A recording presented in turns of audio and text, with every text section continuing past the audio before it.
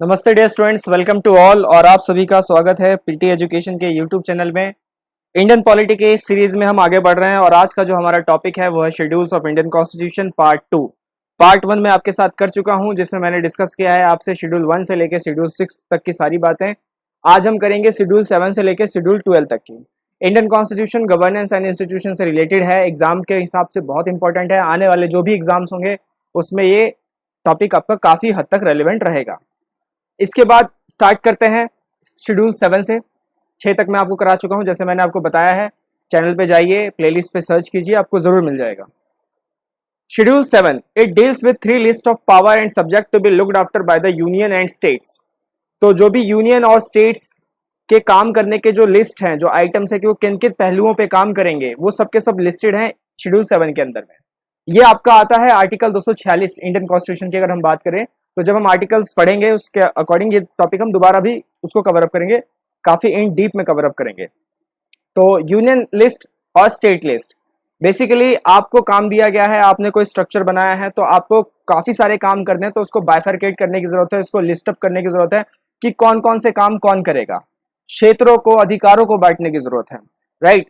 तो union list में आपके आते हैं 97 items. How many items? 97 items. जैसे डिफेंस कह लीजिए, या इंटरनेशनल अफेयर्स कह लीजिए, या रेलवेज कह लीजिए, या इनकम टैक्स कह लीजिए। इस तरीके की जो सारी चीजें हैं वो यूनियन लिस्ट के अंदर आती हैं।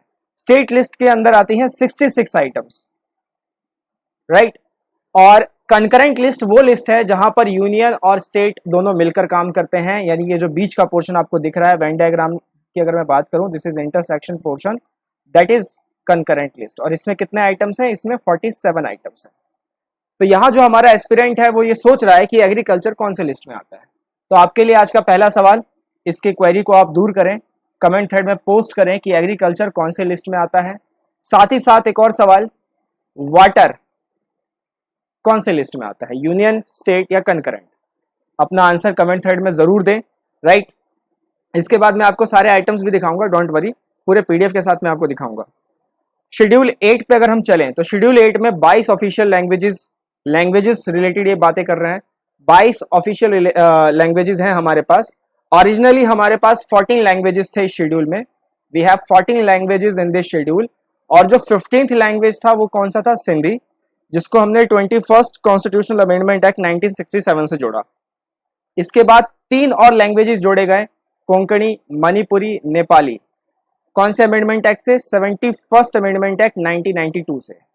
फिर 92nd अमेंडमेंट एक्ट 2004 में 4 और लैंग्वेजेस जोड़े गए, बोडो, डोगरी, मैथिली और संथली। तो इस तरीके से हो गए आपके टोटल 22।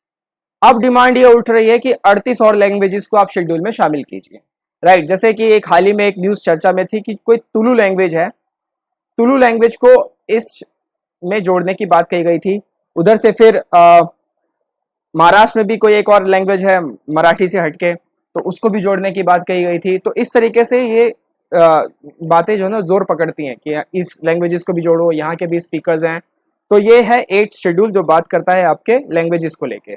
इंपॉर्टेंट है because we have linguistic rights in India. तो अब तो इम्पोर्टेंट तो ये है ही है, बहुत ज़्यादा इंपॉर्टेंट टॉपिक है। 3 लैंग्वेज पॉलिसी का फॉर्मूला मैंने उसमें आपको बताया था, लैंग्वेजेस के सारे इवोल्यूशन और उनके हिस्टोरिकल बैकग्राउंड के बारे में। तो वो वीडियो भी अगर आपने नहीं देखी तो उसको भी देखें। सेशन को लाइक और शेयर जरूर करें।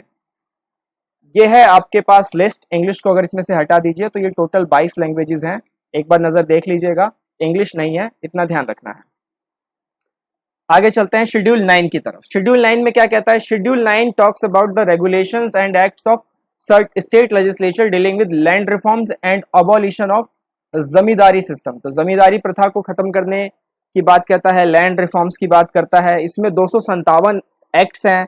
91st यानी this is added by first constitutional amendment act 1951।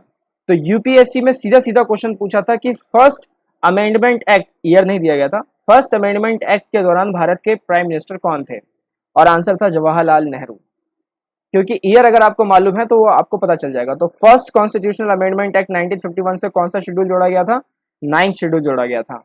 And it was made immune to challenge in any court of law. ये भी बहुत ही इंपॉर्टेंट काम का statement. Next, it mention that any land reform law can not be struck down on the basis that compensation is inadequate और any सच basis. आगे बात करते हैं शेड्यूल 10 की तरफ अगर हम चले तो शेड्यूल 10 जो है एंटी डेफेकेशन लॉ से रिलेटेड है, ब्रीफ में पढ़ेंगे anti defecation law. In contains certain provisions regarding disqualification of members on grounds of defecation, दल बदल कानून जिसे हिंदी में कहा जाता है, तो उससे रिलेटेड है। और ये 52nd अमेंडमेंट एक्ट 1985 में इंसर्ट किया गया था, ये भी आप ध्यान रखिएगा। 10th schedule 52nd amendment act 1985। Amendment इसलिए बता रहा हूँ कि कई बार क्या होगा, आपके पास यहाँ पे शेड्यूल का कॉलम होगा, यहाँ पे अमेंडमेंट्स होंगे and you have to match it, तो वो भी आपको ध्यान रखना है क्योंकि एग्जाम में कुछ भी पूछा जा सकता है। आगे बात करें शेड्यूल 11 की तरफ, तो शेड्यूल 11 जो है वो डील करता है आपका पंचायती राज सिस्टम से, भारत का पंचायती राज सिस्टम, पेशा एक्ट जिसे कहते हैं। It list 29 subjects on which panchayats have been given administrative control. It was added by 73rd amendment act 1992। UPPSC में इस बार क्वेश्चन था, यूपी सिविल सर्विसेज में 73rd अमेंडमेंट एक्ट 1992 के से ये जोड़ा गया था schedule 11 Panchayati Raj system. Schedule 12 this relates to Panchayati, this relates to municipalities, right. और इसमें कितने सब्जेक्ट्स हैं? 18 सब्जेक्ट्स हैं और ये भी जोड़ा गया है 74th अमेंडमेंट एक्ट 1992 से। उस वक्त भारत के प्राइम मिनिस्टर कौन थे जब ये जोड़ा गया? तो आज का आपका तीसरा सवाल, who is the prime minister during schedule 11 and schedule 12 of Indian constitution? आप मुझे कमेंट्स थ्रेड में इसका आंसर जरूर बताएं, राइट। अब मैंने आपको कहा था कि मैं आपको दिखाऊंगा कि लिस्ट क्या है, सब्जेक्ट क्या है, तो मैं आपको वो भी दिखा देता हूं। चलिए देखते हैं, just wait a minute. Screen थोड़ी देर के लिए अगर गायब हो जाए तो टेंशन वाली बात मत लीजिएगा।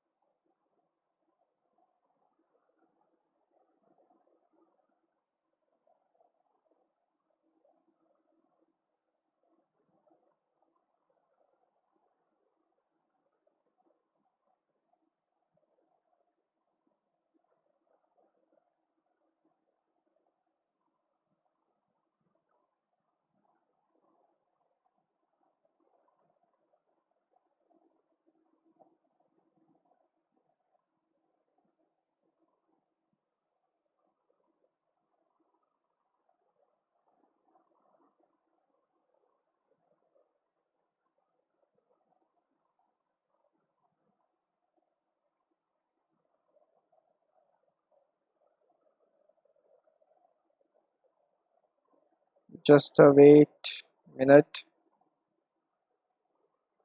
चलिए, ये आ चुका है और हम देखते हैं आपके साथ लिस्ट 7 शेड्यूल। जैसा मैंने आपको कहा था, आपको दिख रहा होगा स्क्रीन पे। अब ये देखिए, ये आर्टिकल 246 यूनियन लिस्ट दिख रहा है आपको, दिस इज यूनियन लिस्ट। और इसमें कितने आइटम्स है तो ये देखिए क्या क्या है इसमें। सीबीआई है, प्रिवेंटिव डिटेंशन है, डिप्लोमेटिक है, यूएन ऑर्गेनाइजेशन है, वॉर एंड पीस, तो ये सारे कुल मिला के आपके ये बनते हैं how much, this will going to be 97 items. तो ये है आपका 97 आइटम्स, ये पूरी लिस्ट है इनकी, राइट। उसके बाद स्टेट लिस्ट आपको दिख रही होगी, लिस्ट 2 स्टेट लिस्ट। इसमें कितने आइटम्स मैंने आपको बताए थे? इसमें मैंने आपको बताए थे 66 आइटम्स। तो जैसे फिशरीज देख लीजिए, गैस एंड गैस वर्क देख लीजिए, मार्केट्स एंड फेयर्स, तो इस तरीके से जो है टोटल हमारे पास कितने हैं? 66 आइटम्स हैं। इसके बाद लिस्ट 3 में है हमारे पास कंकरेंट लिस्ट, इसमें हमारे पास है 47 आइटम्स। तो ये आप देख लीजिएगा, पीडीएफ है पूरी की पूरी, नेट पे अवेलेबल है। साथ ही साथ मैं आपको 11 शेड्यूल में जो 29 आइटम्स है आर्टिकल 243G उसको दिखा देता हूँ।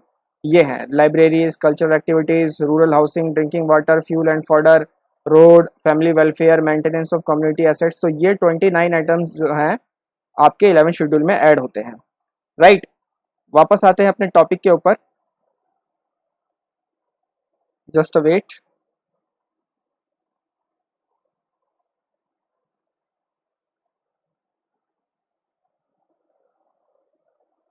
जी, वापस आ गए हम अपने टॉपिक के ऊपर। तो मैंने आपको दिखाया कौन कौन से लिस्ट कहाँ कहाँ है। तो शेड्यूल इसी के साथ हमारा एंड अप हुआ। इन चीज़ों को हम आगे और पढ़ते रहेंगे ब्रीफ में, डीप में। मेरी तरफ से आज इतना ही, मिलेंगे अगले एक्साइटिंग सेशन में आपके साथ। टिल देन टेक केयर, नमस्ते, जय हिंद।